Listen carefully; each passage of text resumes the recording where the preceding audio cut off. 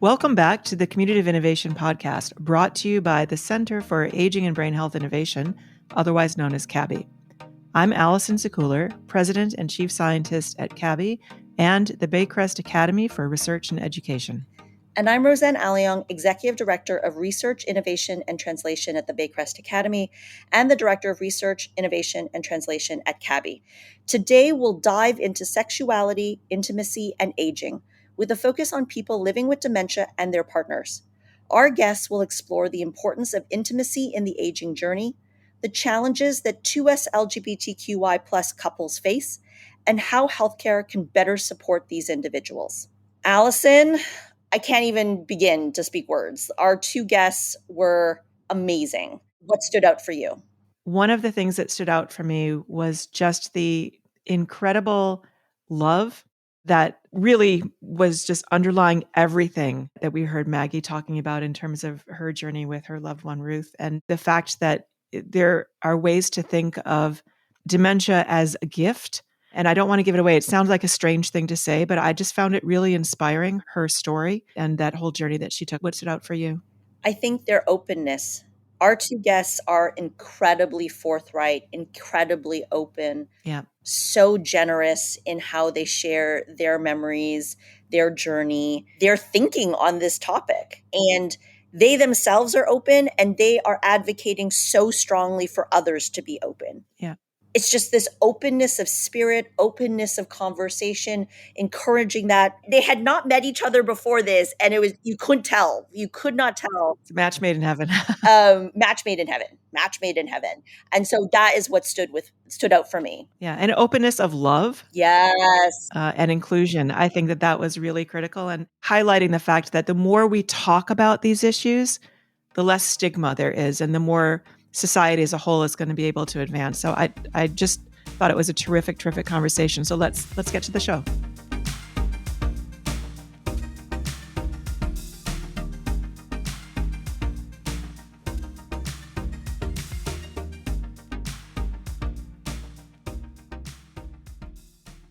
Our first guest is Maggie Perquin.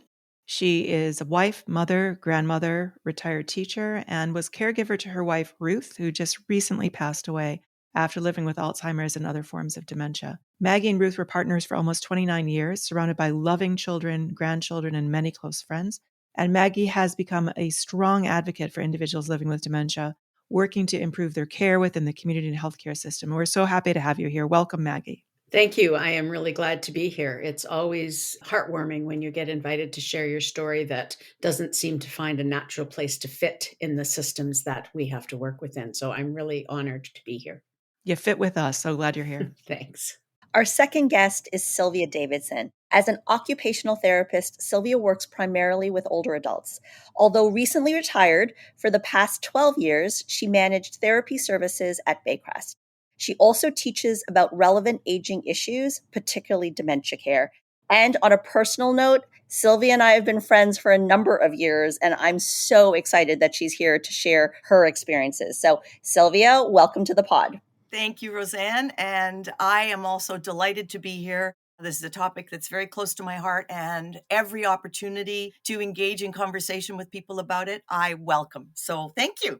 Now, before we start the show, we want to remember Maggie's wife, Ruth, who passed away just a few weeks before we taped this episode. And we'd like to dedicate this episode to Ruth's memory.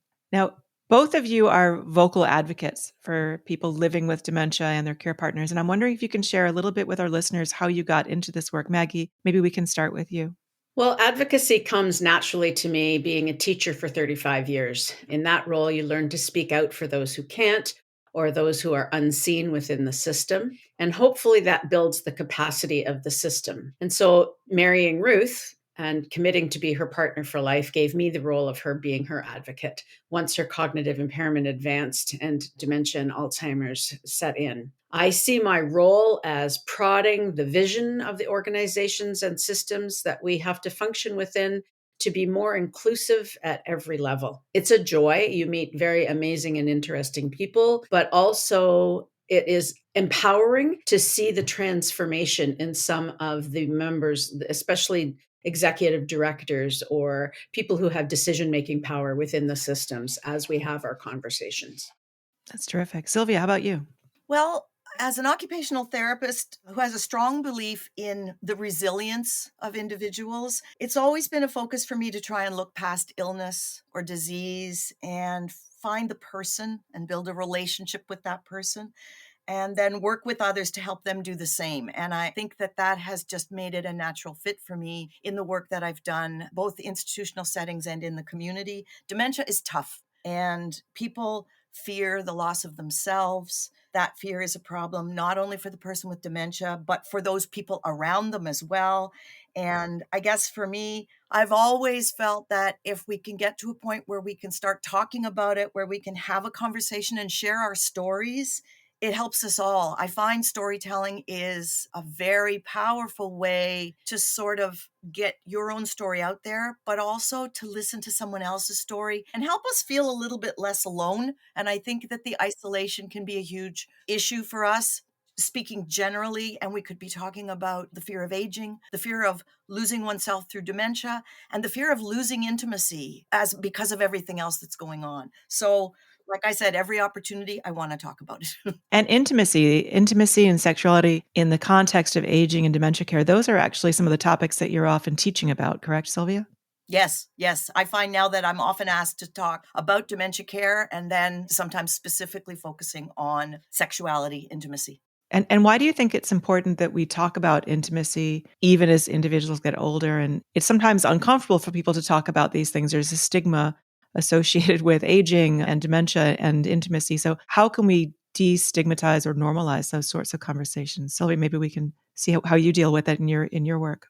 Well, I mean, I think the first thing is I tend to be a little bit open and blunt about it once the situation kind of allows me to be, and that can be challenging for people. But this is a very messy topic, and it's messy because it's complex, and we have to really look not just at whether it's a person who is aging, a person with dementia, their social support system, or healthcare providers. This particular topic means we have to look inside ourselves. We have to examine our own values, our own beliefs. What are our views on this? Because the natural barriers or resistance to be comfortable when exploring intimacy makes us lose sight of the fact that really we want to focus about relationships, about closeness, about comfort, the strength that you get from human connection. And if we do in our hearts believe that that's important, and I believe that if COVID taught us nothing else, it taught us how important connection is, Yeah. then how can we not talk about it? So I think starting that conversation is very important.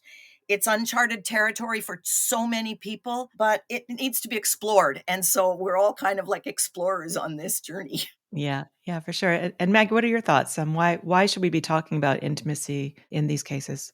Because it's a normal part of life, as is aging, as is sexuality. It is who we are. It is how we express ourselves. And we need to normalize it. We don't need to make it taboo. And we know what the being taboo has done.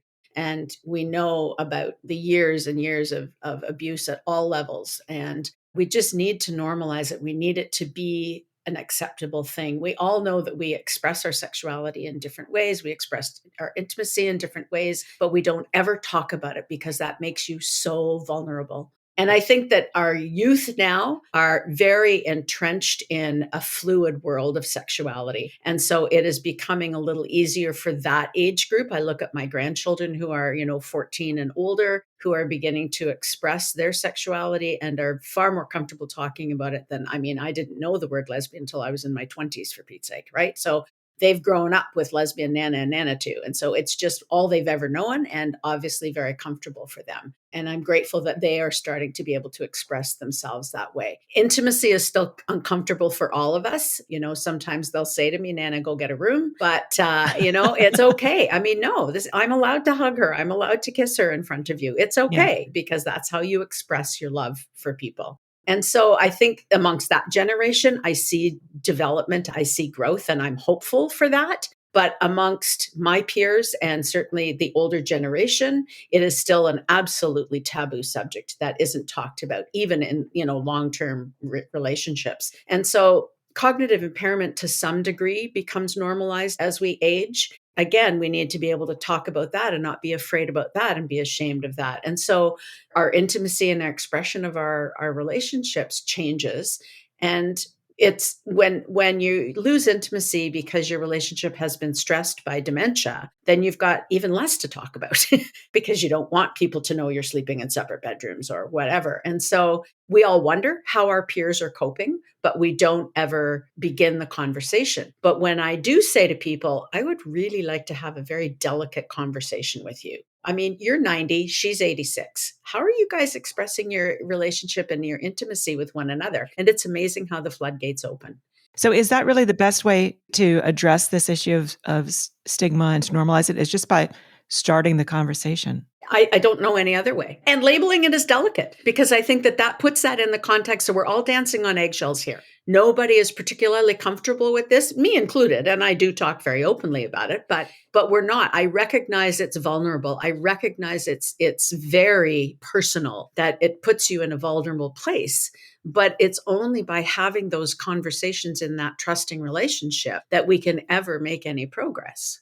I mean, I want to build on what you just said, Maggie, that some of the challenges is it's a taboo subject, that it puts people in a place of vulnerability. And then I think you layer on a potential diagnosis of cognitive impairment or dementia. And then Sylvia, you saying that it's messy. I guess one of the questions I have are there challenges that arise in congregate settings, which is the home for many older adults, whether that be assisted retirement or long-term care? And how do we have those delicate conversations about intimacy, sexuality, supporting couples in these kind of settings? I don't know, Sylvia, why don't we start with you? Because there's just like layer upon layer upon layer of complexity. And I'd love for you to try to tease it apart for us and our audience. I'm struck by many of the things that Maggie has talked about. I mean, the word advocacy has come up, and individuals need to somehow start to find the confidence to be an advocate for their partner if that partner is going to be going into a congregate setting. Let's say someone is no longer to be able to be cared for at home and they're going into a nursing home. The complexity is magnified by the fact that, first off, you're no longer going to have the privacy that you once had. It doesn't matter whether you're told in the nursing home that it's going to be your own room. People are coming into that room. Healthcare providers have agendas. They have tasks to perform.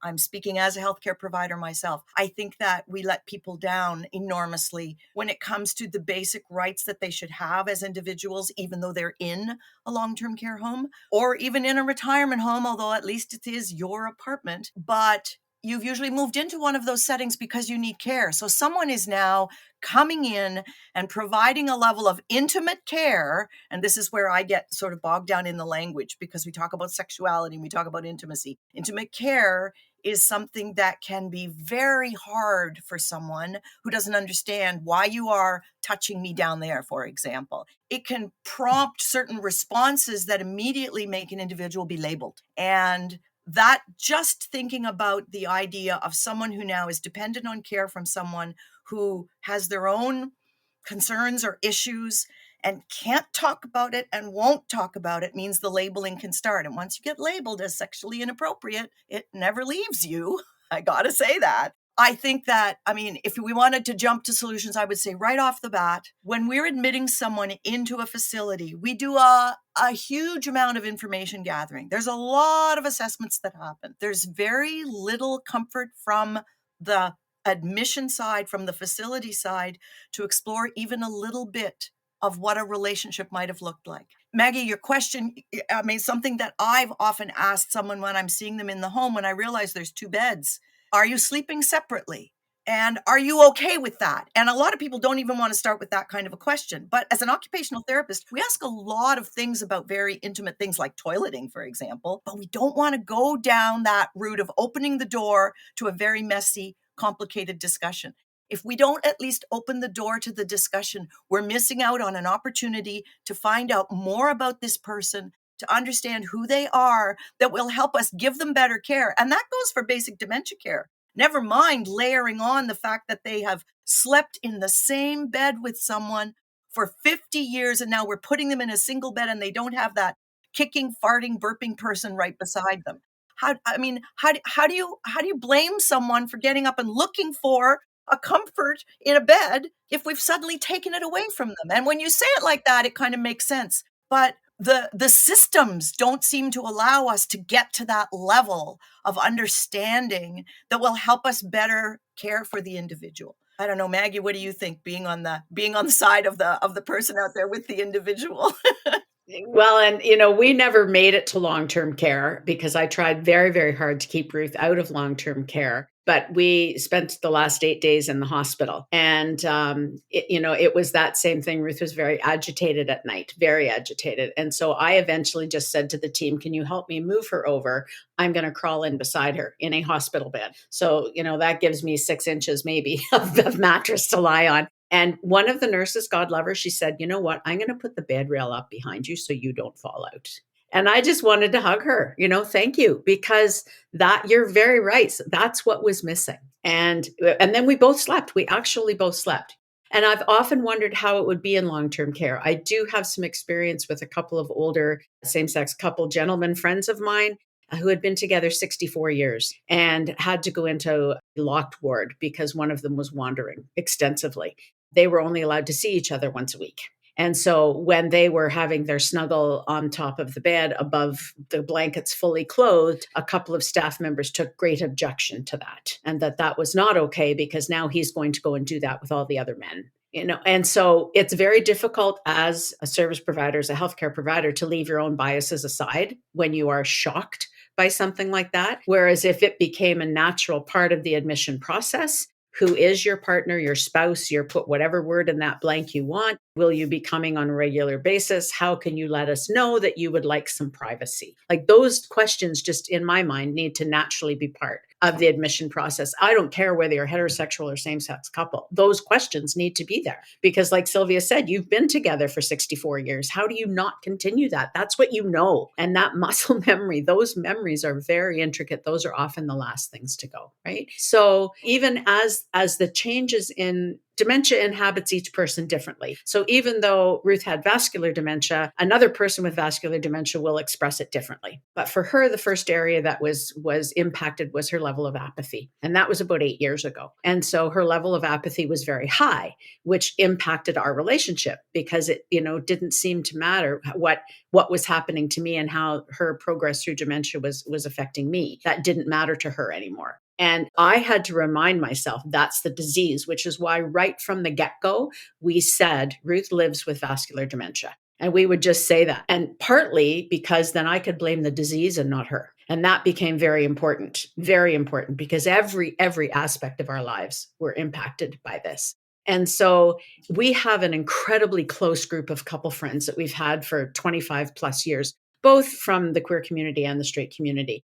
But again, it's not a normal topic of conversation to talk about our sex lives. We joke about it, but we don't actually talk about it. And that is very different. And so for me to say how lonely I was, and yet she's here, she's right beside me, it's an extremely lonely existence because she's not there. That relationship, I was no longer wife to her for about the last 5 years of our relationship because of the progress of her disease. And so I wondered what it would be like to be in long-term care and have, people talking about those people. That's another area of conversation I've done a couple of other webinars and podcasts on, because again, we need to be able to talk about it without choking. And just allow people the dignity to express what they need. Because those fundamental, the very last thing that she did virtually before she died was reach out to grab my hand. So how do you not allow for that to happen when that is what is heartwarming? That is what is comforting. And so somehow we need to build that into the system. Maggie, thank you so much for sharing. I mean, two things I wanted to kind of follow up with Sylvia, with you about is just, what Maggie described about preparing healthcare providers to kind of support couples in congregate care settings, and how do we prepare the healthcare system to be better, to do better by couples, whether it be change the admission process, is it training, or I don't know, like I'm really curious if you had your vision of how to prepare congregate settings to support couples like Maggie or Ruth or others, what would be your shopping list? Oh, it would be a long list. But I think that every time Maggie's laughing. It's a long list. One thing that I've thought about that might seem a little bit strange because it gets us away from thinking about the individuals. But I think in congregate settings, There needs to be more attempt at the systems level to have policies around this. And that might sound like a very strange thing, but if you are willing to pull people together to start talking about developing a policy, and in many nursing homes, if this issue comes up and you start to ask questions, you are referred to the Resident Bill of Rights. It's a piece of paper that you can find in every nursing home, on the elevators, at the entrance. But in many ways, when it gets to this kind of conversation, it doesn't really help us because we haven't addressed the fact that beyond someone having the right to maybe choose what they want to eat, if we go to this messy topic of intimacy, then nobody's comfortable. And we haven't talked about it. If you are going to create a policy, you have to pull people together, and that means people have to start talking about it. You would have to choose what you were going to call the policy. And that's where my issue with language comes up. Is it a policy that directs how to explore intimacy with residents? Are we going to call it sexuality? Well, we can't call it sexuality because that's talking about sex. These are the sort of things that if there were policies, and there are very few settings across Canada that have these policies in place, I can tell you that, unfortunately, then that means that staff who work there understand that this is something that they need to understand and appreciate, because it means that it's going to direct how they respond. The example, Maggie, that you gave of the nurse, bless her heart, who said, if I put up the bed rail, then you'll be more comfortable. That will be frowned upon by some of her coworkers, I guarantee it. When you sit down and talk to people and have these conversations, somebody has come up with a solution like that, and other people frown on it. Two people who are lying together in a bed, someone frowns on that. As you were talking about the younger generation, I think about the sock on the door, and I don't know if people know what I'm referring to when I say sock on the doorknob. But I went into a long-term care home once to give an education session, and it was supposed to be on, I don't know, pain or something. And the staff were all a Twitter because a gentleman whose wife was a resident of theirs. Their anniversary was coming up, and the husband, who still lived in the community, had told his care providers that next week it's our anniversary, and I'm coming to visit as I always do, and I would like some privacy, please. This completely destroyed the team because half of them thought it could not happen. Turned out many of them didn't know you cannot lock, because they said you can't do that. And he said, well, I'm just going to lock the door. And they said, you can't lock these doors for fire safety rules. And he said, well, then I'm just going to push a very heavy piece of furniture against the door. And this conversation has stuck with me because, and then so somebody creatively said, well, when they're in there, we'll close the door and we'll put a sock on the door and people know not to go in. And the sock on the door has always stayed with me, because as soon as this individual said that, the floodgates opened and people were horrified, and some of them were giggling and some of them were angry. And these are the kinds of fundamental issues that the person with dementia and their partner are going to have to deal with at a most individual level, because we are not willing to talk about it at the bigger level. If staff knew that my home, and if I should ever run an organization like this, I would make it a point to have this included in our policies and procedures. And staff who come to work with me need to know that that's going to be part of what they need to understand. And it also means that people with dementia and their support system who are coming to my home are also going to know that this is something that will be respected. And it means that our admission questions will include tips and strategies to help us best understand this person and make the last part of their life as meaningful as possible. Yeah. Sylvia, if you were going to create those sorts of policies and have everyone ask those questions, I'm just wondering if you can share a little bit more about the differences between different kinds of intimacy. Would you have a different policy or a set of guidelines around, because there's sexual intimacy, there's physical intimacy, and there's emotional intimacy as well. And they're not all the same, right? So would you have one policy for everything, or would you think about having them sort of described in different kinds of ways? So I wasn't prepared for this question, but if I think about how I would answer it, I wouldn't want separate policies. Then it's becoming too much of a bureaucratic issue. Yeah. What I think we really need to start to understand is that when we talk about intimacy, we're talking about human connection. We're talking about comfort, companionship, and the fear that two people who are holding hands, who are not wedded to each other, cannot be allowed because they might end up having sexual intercourse, is simply a fallacy. It's false, and we have to get underneath and figure out, why do people have that kind of a belief? Because I think if you talk about wanting to respect intimacy and give people as much opportunity to have a meaningful life as possible until they die, then everything else is going to be part of that. The individual discussions that we have will probably explore many of those things. But I wouldn't want it to become a bureaucratic nightmare. I would rather that we keep it at the high level that reminds everyone that just because you're old doesn't mean you're asexual. Just because you're old doesn't mean that you are no longer a real person. Just because you have dementia doesn't mean that the person isn't there. They're still inside. We just have to work at making that connection and stop being so afraid. Absolutely. We're afraid of aging. We're afraid of death. We're afraid of dementia. There's so much fear associated with what we're looking ahead to that it gets in the way of us really living our life now. So I want to build on that, and I want to turn to, I think, Maggie, you talked a little bit about the fact that Ruth's journey and your journey with her was an evolving one. Can you share with our audience, what did that dementia journey, how did that impact your connection? Speaking to Sylvia's point, it's about connection, that relationship, that comfort. How did you and Ruth maintain your connection over this period of time and this continuing evolution? It certainly did evolve. And so people think, like, there's a whole lot of myths about dementia. And the first thing is people think you lose your memory.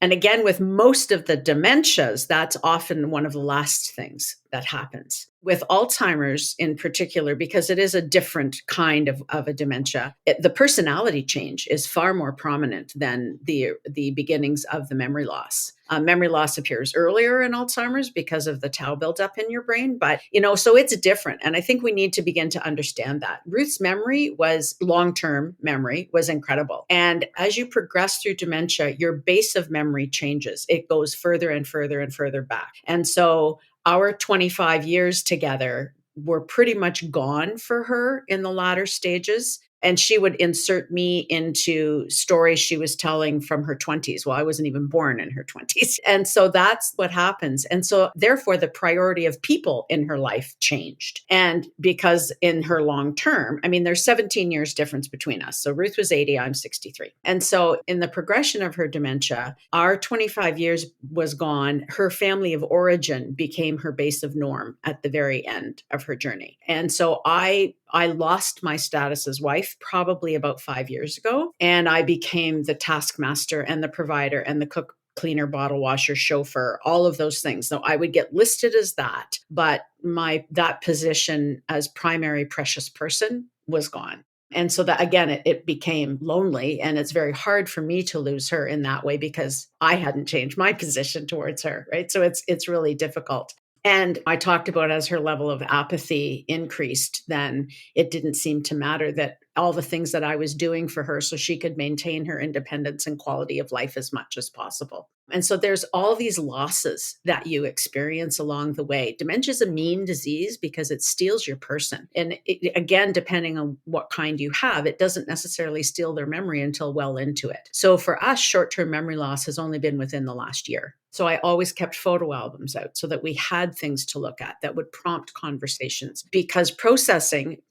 of information was one of the first things that started to be impacted. Her balance has been bad for a number of years now. So I was just I always say I lived on a yoga ball. I was always having to shift to be able to stay in balance with what the newest decline was. And I did that because I love her and I wanted her to have a quality of life. I wanted her to maintain her dignity and her independence as long as possible. But that level of, like, the spontaneity was gone, the intimacy was gone. I stopped getting birthday cards. I stopped getting Christmas gifts. I stopped, those kinds of things, right? So it's lonely. It's very lonely. And there's a kind of grief called ambiguous grief, which is, the grieving you're doing for the losses of the stages of your relationship, but that person is still right beside you. And her death was very sudden and unexpected. We were not anticipating this at all. It just, her brain ultimately decided to shut down. And so I was not emotionally prepared to be here at all. Like, I feel like I'm living in a fog now, because at each new stage, having been a teacher and a problem solver for most of my life, I was able to do the adapting that needed to happen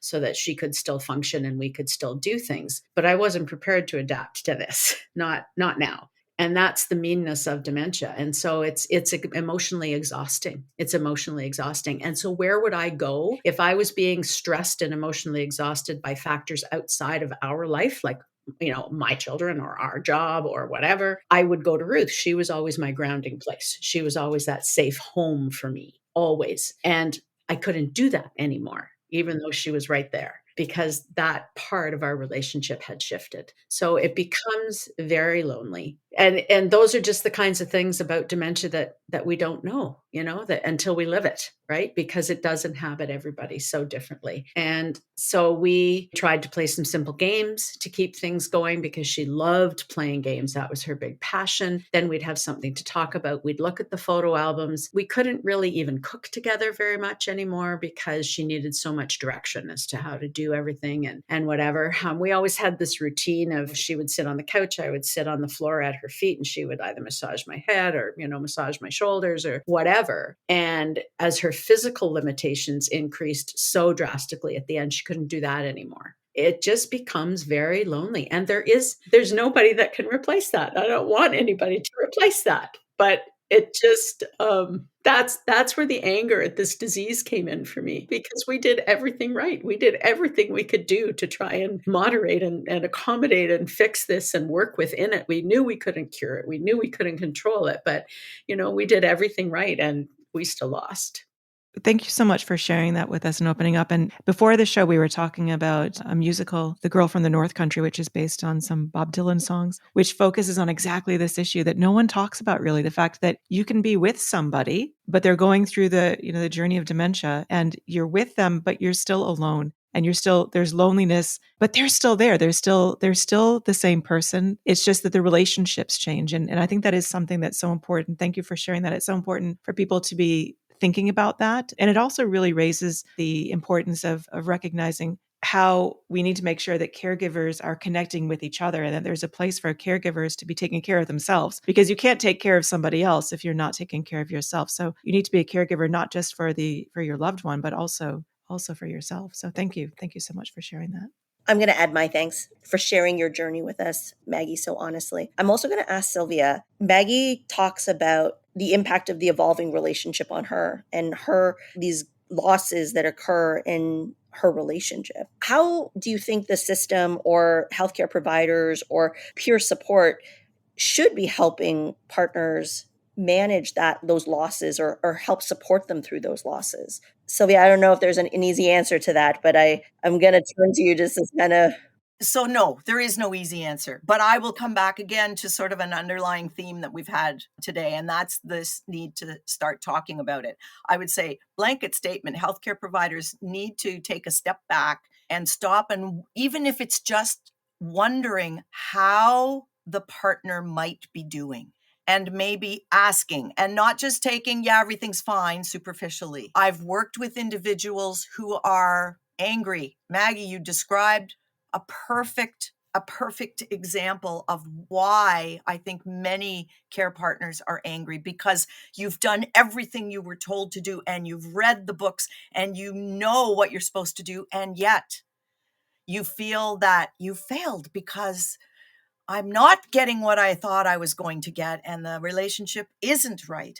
I've worked with people who are consumed with guilt because their partner no longer recognizes them. The relationship is done, but they're still looking for something, and they find it elsewhere. And they feel that is a fundamental betrayal of everything that they had with their spouse. And they never talk about it because they don't know how to. I mean, if we can't talk about the very basics, how do we talk about the fact that someone has actually gone out for coffee with somebody else because they just wanted that kind of a connection, got a massage from someone just like you and Ruth used to get a massage, Maggie? The guilt that consumes people is overwhelming. And that's wrong, because it doesn't mean that you don't love your partner. It doesn't mean that you don't still have all those feelings for them, but that relationship has changed. And there are certain elements of it that maybe you still need. I think that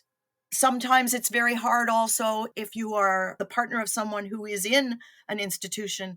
They have somehow found a way to make a connection, and they're starting to have a relationship with someone else in the setting.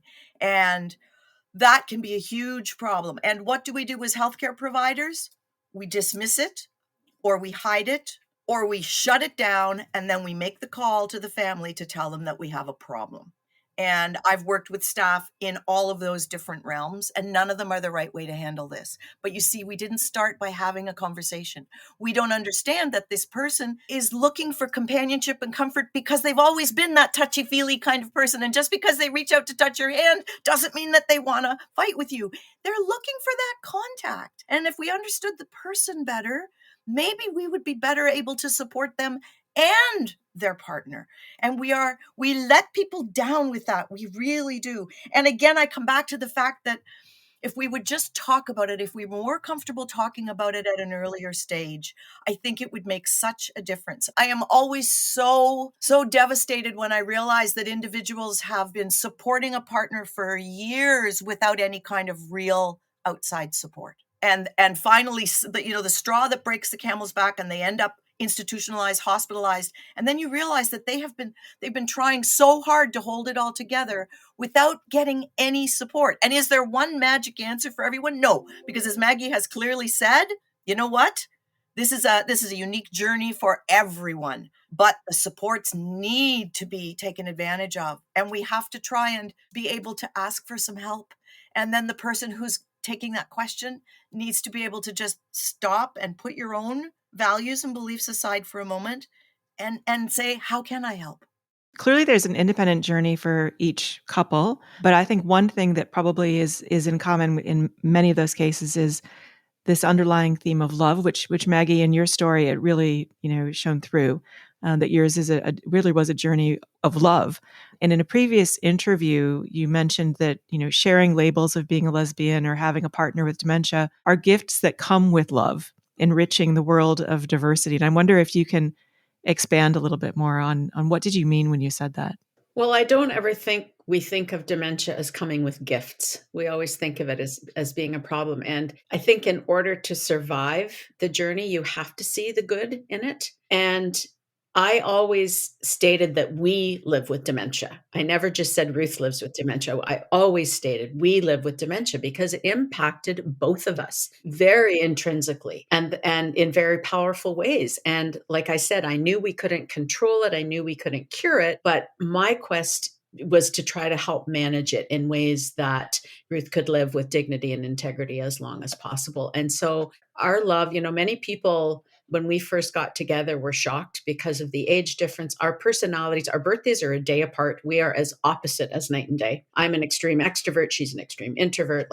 We're very, very opposite, right? Very opposite people. And yet we had an incredible connection that was very clear at her funeral and visitation. We had over 400 people come through. Wow. And it was very clear that our relationship and her as a person impacted people. Ruth was the quiet in the land. I often called her my secret warrior.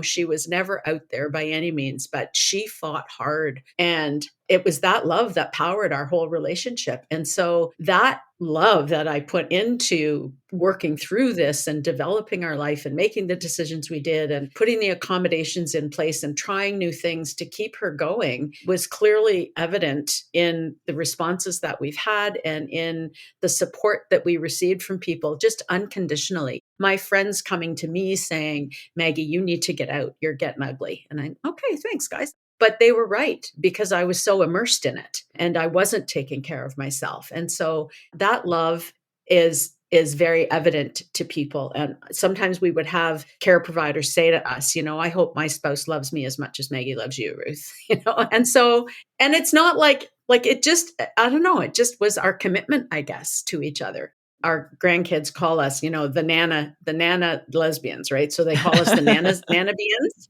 Okay.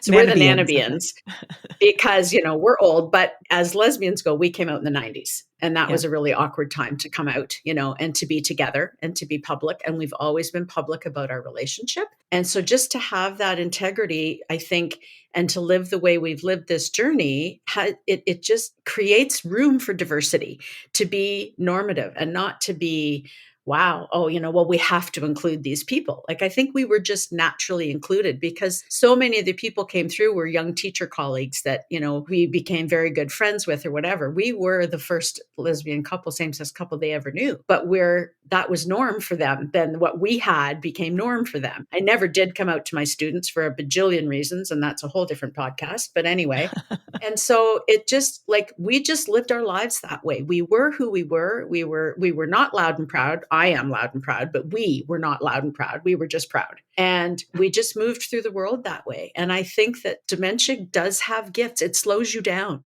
It makes you be simple because you can't be complex anymore because she can't process all of that stuff. So it makes you be simple. It makes you value those moments in your life and going through those photo albums and really relishing and treasuring those moments. And so look at what we had. We had a good run. I didn't think it was going to end like this, but we had a good run. And so it just enabled us to really focus on all the good we had because we were surrounded by crap. And so we needed to find the good. And so if we can share that love and that goodness with people, that's my purpose in the world, right? Is to just let people know they're loved and included. And if we can help to form the systems and reform the systems and prod the systems and throw axes at the systems that say you need to be inclusive, you need to be open to these things, then so be it. That's my calling. Yeah, that focus on inclusivity and gratitude is so not just refreshing, but inspiring. So I think people listening out there, you're affecting people's lives in a very serious way right now. So thank you for that. Thank you. So Maggie, you say that you and Ruth were proud, loud and proud for you, just proud for both of you. But are there challenges that the 2S LGBTQI plus community face that our audience should be aware of when it comes to living with a diagnosis of dementia, obtaining those supports, navigating this process? Yeah, I will say that dementia is the roaring lion. It's not necessarily the sexuality as much as it used to be. Dementia adds a whole new level of shame. There is already, especially for the older generation of the LGBTQ plus community, because they were vilified in the 60s and 70s. They were the ones who were jailed. They were the ones who had, were hosed down. They were the ones who were stalked and tomatoes thrown at them, et cetera, right? And that whole generation. And so they already have been shunned and shamed. And now to be diagnosed with dementia or Alzheimer's is a double dose of shame. Well, of course you are because you're gay.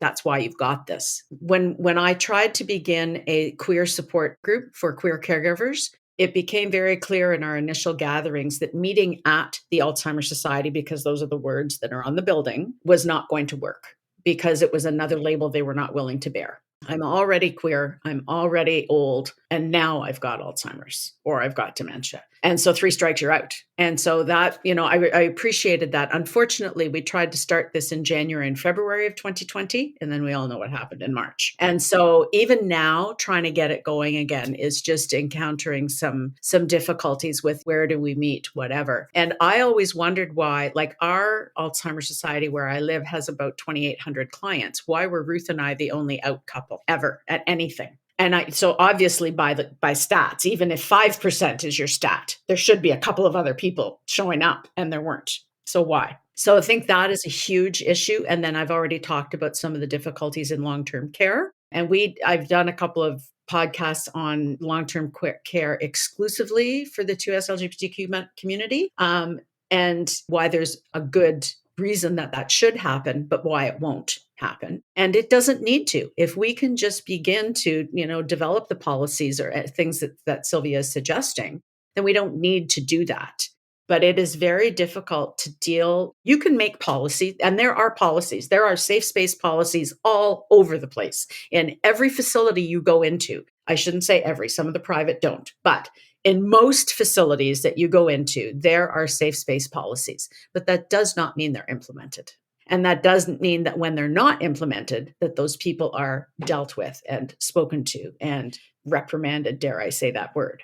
Like there's still a ton of work to do. And that's a challenge. And so you're at the end, nearing the end of your life. You have already been closeted for most of your life, depending on where you live and who you are. And you now have this second dose of whatever you want to call it put on you. You're done. You don't have a lot of fight and a lot of advocacy left. And so that's why we're trying to do what we can with the younger community to build advocacy there and to get the youth involved with the Alzheimer's Society and their activities, et cetera, to get the med students involved, the healthcare students involved. I'm working with the physiotherapy school here, that kind of stuff, to raise awareness that says these are going to be your clients, these are going to be your patients, and stop putting labels and judgments on. We want to break the barriers. We don't want to build more. There's enough already. So I think that that's kind of the next big piece that needs to happen. But I learned very early on, partly because I'm an advocate anyway, but partly because I don't want people to go, oh, when I call and say, hi, my name is Maggie Perquin, my wife Ruth is, and I say wife because it breaks all those questions. Whether within our community that's the appropriate word to use or not is not part of this discussion. So I say it because when I call and say I'm the wife of, automatically there's a meaning that's established. Okay. And I say Ruth is coming for an initial appointment for whatever. Ruth lives with dementia. And in order to get an accurate assessment from her, I'm going to ask you to slow down the pace of your questions to be able to give her some wait time to respond, and maybe to ask again, do one thing at a time, et cetera, to allow for an accurate assessment of her abilities. I can answer all your questions, but I'm not the patient. And so I call everybody ahead and say that. And so then at least if they've done oh my God, I haven't seen it. I haven't been exposed to it, right? It's happened over the phone. Priming, yeah. Exactly. And it's amazing the difference that it makes. And that's how we build dementia-friendly communities. And that's one of the projects that I work on with the Alzheimer's Society. So unfortunately, we already have to advocate for ourselves because we're coming in as a same-sex couple. And now I have to also say, oh, by the way, she lives with dementia, or we live with, and we know that our healthcare system in Ontario is very overloaded and very broken. It is extremely broken.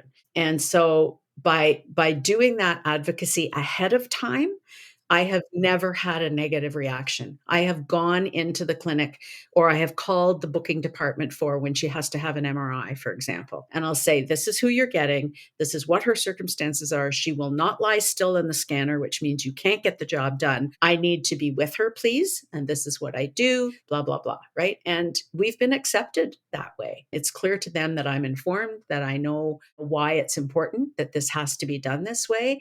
And so our experience, as much as it's been twice as much work, has not been negative. We have not ever been judged. I mean, the reason we were judged and separated was because of COVID, not because of who we were as a couple, right? Yeah. Or the fact that even though you have dementia during COVID, your caregiver is still supposed to be with you. Yeah, that didn't work out very well. But it wasn't because we were a same-sex couple. It was because COVID took over. And I was able to separate that out. But if we are able to put ourselves out there, and we shouldn't have to. I get that. I get that we shouldn't have to, but we do. And so if we want a smooth run, then we need to be willing to, and if more members of our community, I think, would do that, then again, awareness would be higher. And exactly. And the shock factor starts to get lowered.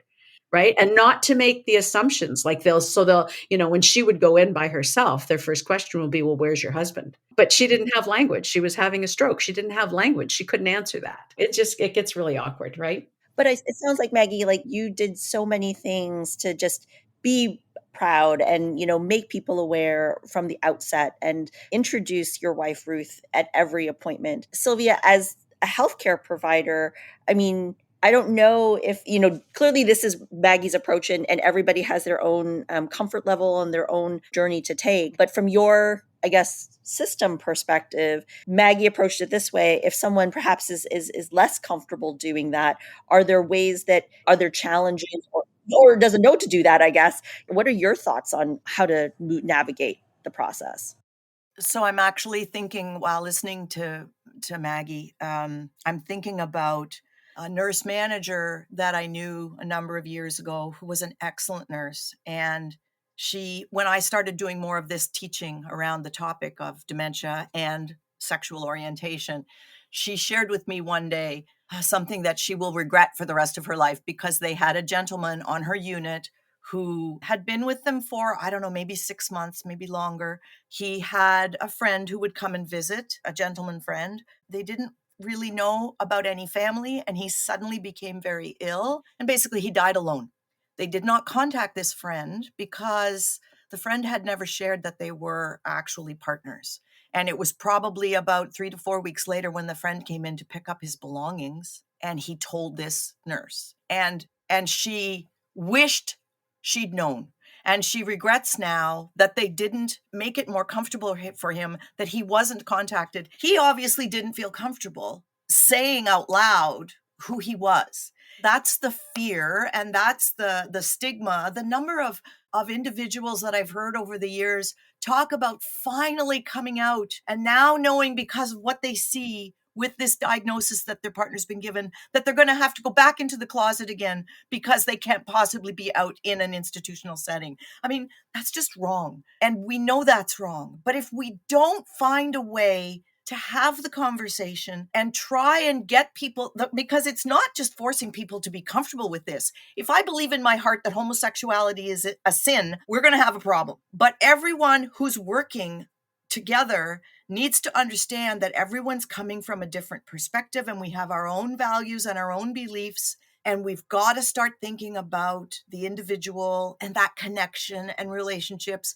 And if we can't start talking about it, we don't know what everyone else's hangups are. Everyone's got hangups. We got to figure out, where are the hangups, and are they absolutely going to get in the way of us working together to do the right thing? And it starts, never mind sexual orientation, never mind a lesbian couple, never mind intimacy, getting a diagnosis of dementia. The fear of that diagnosis means people don't talk about it. We do not start having these conversations early on. If you go to an oncologist and you get a diagnosis of possible cancer, people immediately start talking about what it's going to look like. What am I going to do? We're going to start making plans. We do not have that conversation when that diagnosis dementia happens, because everybody is terrified of what's to come. And we do not understand truly what's to come, because everyone does travel this road differently. And because we don't talk about it, we don't start to really kind of explore what it might look like and how we're going to continue to support each other. And if I can't give you a massage anymore, Maggie, then you go and you get a massage somewhere else. I'm okay with that. Those kinds of conversations, we don't have them. And if we don't have them, then we can't, I don't know that we can necessarily be the kind of advocates that we need to be to really push this through within the healthcare system.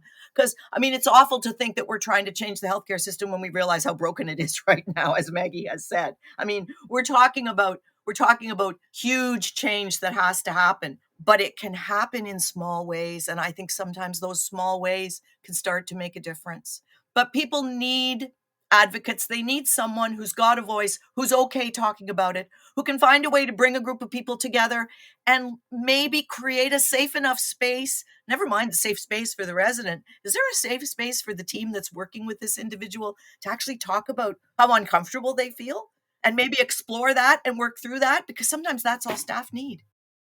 I can't even want to stop this conversation. I mean, we could just talk for hours, I feel. But I do typically try to ask our guests to kind of provide insights to our audience so that they can learn and action, hopefully, your wisdom and knowledge in their own lives.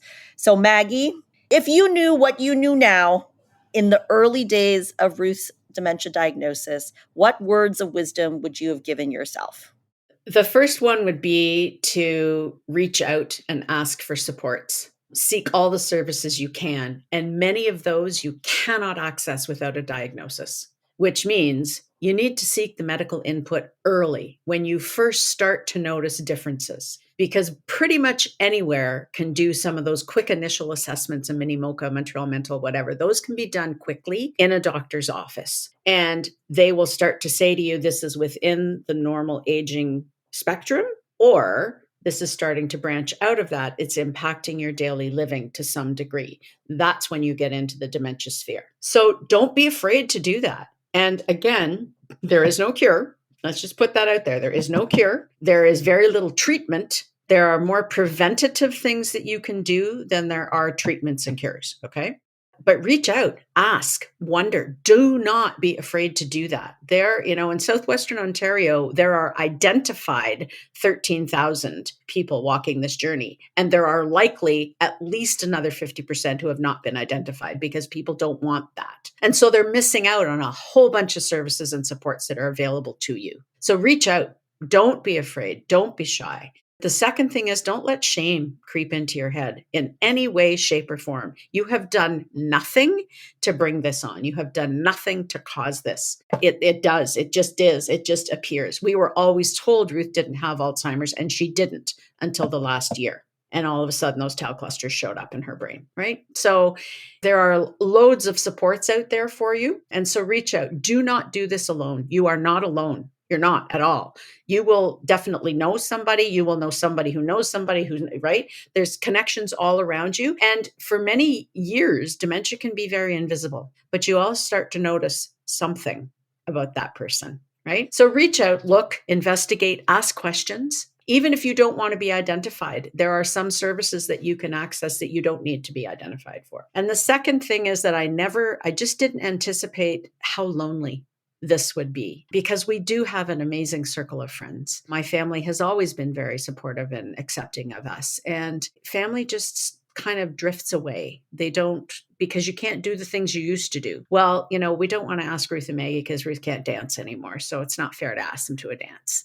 Did you ever say, would you like to come, even though, whatever. So it gets lonely. And so you have to find ways of filling those gaps. And especially when you as a couple are no longer able to do things together, it's heavy. It's very heavy. And so that's another reason why you need to access support groups of people who are going through the same thing you are, because they get it. Because you can say things that other people would say, oh my God, you can't say that about her. But you say that to another person who's walking the same journey, and you can laugh about it because they get it. And it's not demeaning. It's just a circumstance that happens. It just is. Yeah.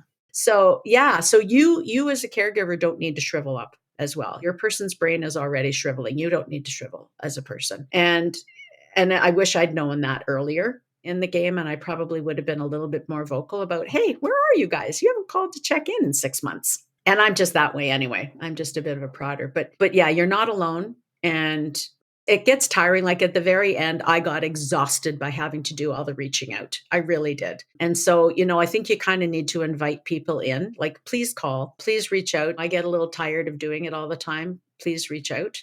Yeah, but those would be the two biggest things.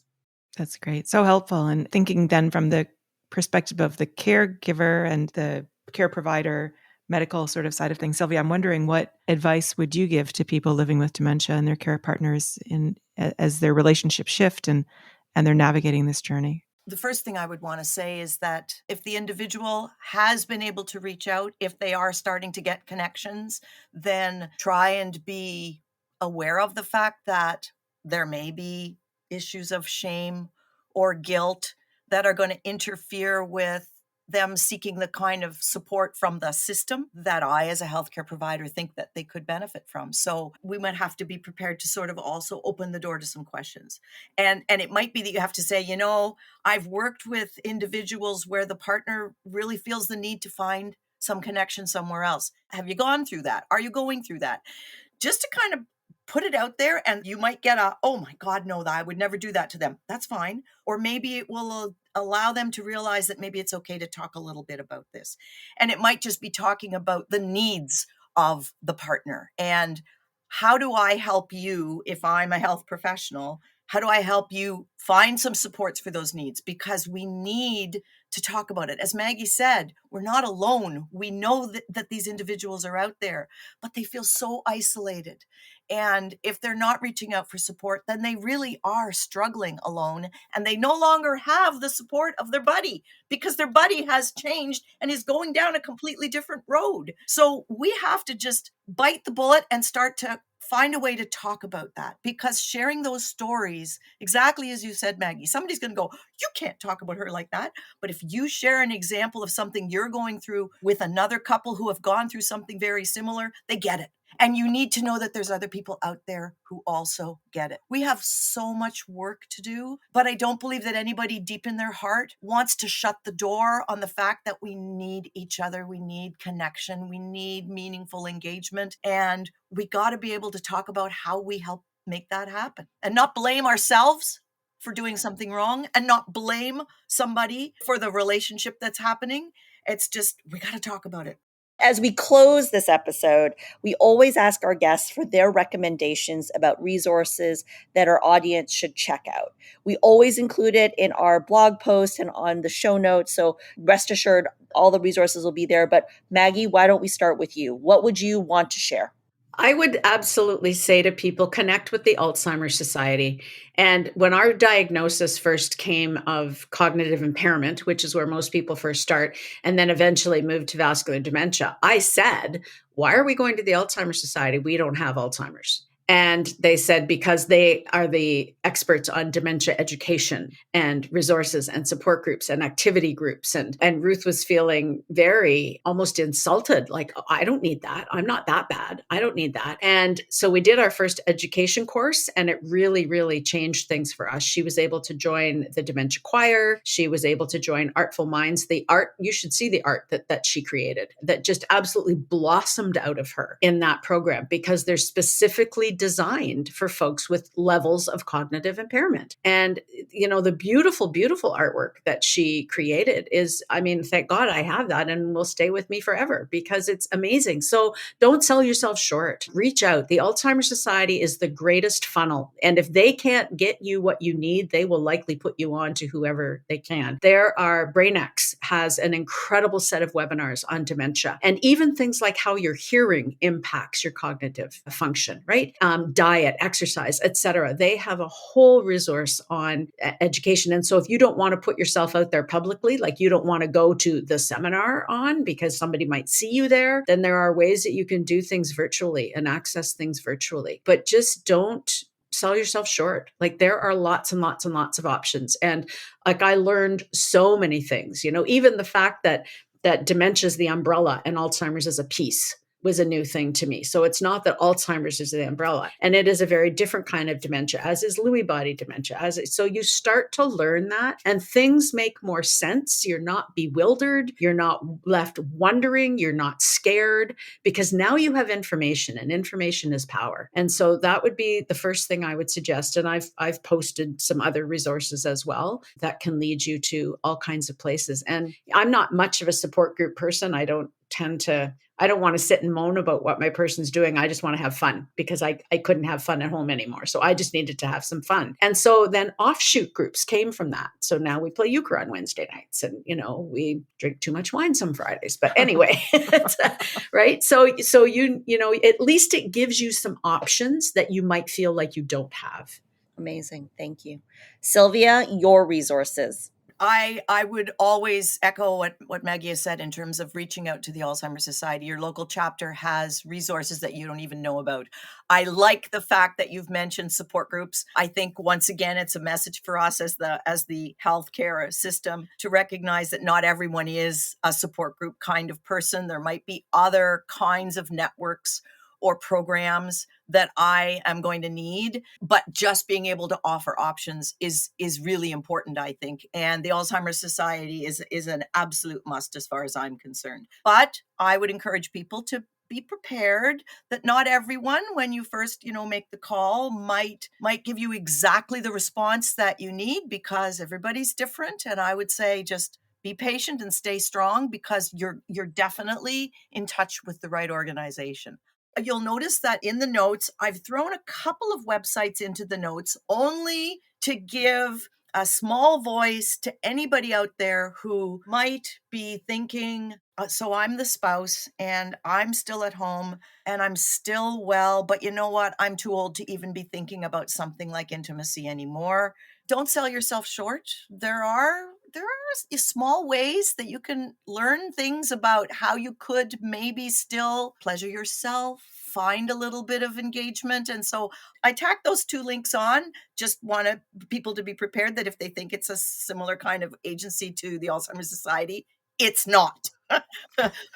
But you never know what might actually help you look after yourself, because we really want partners to be looking after themselves. And those are Come As You Are and Pink Cherry, correct? Yep, correct. Amazing. So normally I reserve the resource conversation for our guests, but we are an hour in and Allison and I have resources we want to share. So Allison, over to you.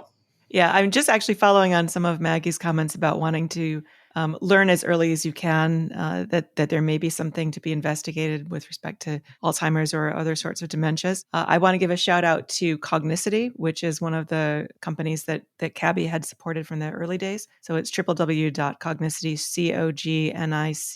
COGNICITI.com. It's a free brain health test. I take it every 6 months just to sort of see how am I doing, and it gives you norms of how you are, but recognizing different people are going to have different starting points. So I just like to know where am I now, so that if I see a rapid drop, that will make me sort of aware that there might be an issue to get checked out. And it also has a lot of other resources about prevention and healthy living. And the other organization that Cabby had supported is called iGeriCare, which is IGERICARE. And we'll put the links in the show notes as well. Again, to Maggie's point, they have wonderful, wonderful lessons on what is dementia, what are the early signs, and so on and so forth. We often recommend as an online resource for people to start exploring this. But then the other resource that I really can't stress highly enough, I mentioned it earlier in the show, is this musical Girl from the North Country. And because in listening to this whole conversation, I don't want to give away the plot of the musical, but if you're interested in any of the sort of topics we've been talking about, it's really encapsulated. Is this issue of people living with dementia, still having sexuality, still being the same person, being lonely even though you're still partnered with somebody, feeling the guilt, like all of these kinds of things that we've been talking about are embedded within this show, which is starting its next North American tour in the fall of 2023. So it's going to start, I believe, in Minneapolis and then hopefully be traveling around. So if you get a chance to see it, do whatever you can to see it, especially if you like Bob Dylan, because it's all based on Bob Dylan songs. So it's just a great show. So Rosanne, do you have anything that you'd like to share? So I'm going to go with the idea of suggesting that our audience go back in our archive and actually check out a former podcast episode, Little Acts of Love, the secret ingredient to supporting 2S LGBTQI seniors and their allies. So we had an amazing Cabby innovator join us who designed an initiative to disseminate best practices for the 2S LGBTQI plus community in terms of supporting frontline healthcare workers, better support them in congregate settings. So if you're so inspired by Maggie and by Sylvia, go check out another of our podcast episodes, Little Acts of Love. Great. Thank you so much. And thank you, Maggie and Sylvia, for joining us on today's podcast. It was such a great pleasure chatting with you both. Thank you. Thank you. Absolutely. And we also want to thank our podcast production team, including Monique Chang, Nicole Pacampera, Lisa Hartford, and our friends over at Podtex. To learn more about Cabby, please visit us at cabby.com. That's CABHI.com. And if you want to support Cabby, you can donate at baycrest.org/donate to Cabby. That's BAYCREST.org/DONATETOCABHI. We'll be sure to add the address in our episode show notes. We'd also love your support of our podcast, so please hit that like and subscribe button on YouTube, SoundCloud, Spotify, Apple Podcasts, or wherever you get your pods.